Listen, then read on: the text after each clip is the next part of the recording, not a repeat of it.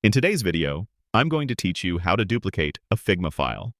This is an incredibly useful skill that allows you to create copies of your designs, perfect for exploring new iterations, backing up your work, or sharing a personalized version without altering your original creation. It's a straightforward process that will save you a lot of time and worry. To begin, you'll want to navigate to your Figma file browser. This is the main dashboard where all your projects and individual design files are displayed. You might be in your Recents view, looking at files within a specific team project, or browsing your drafts. No matter where your file is located within this browser, the process remains the same. Once you've found the specific design file you wish to duplicate, gently move your mouse cursor over its thumbnail or title. You'll see the file highlighted, indicating you've selected it. Now, simply perform a right-click on that selected file.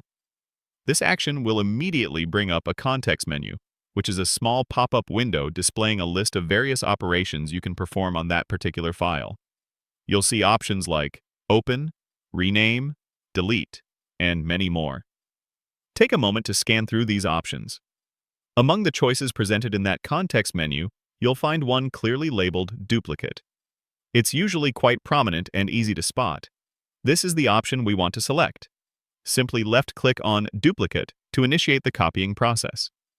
Figma will then get to work creating an exact replica of your chosen file. This typically only takes a few seconds, depending on the size and complexity of the design you're duplicating. Once the process is complete, you'll notice a brand new file appear right next to your original. This new file will be identical in content to your original, and Figma will automatically append a phrase like copy or duplicate of to its name to help you distinguish it from the original.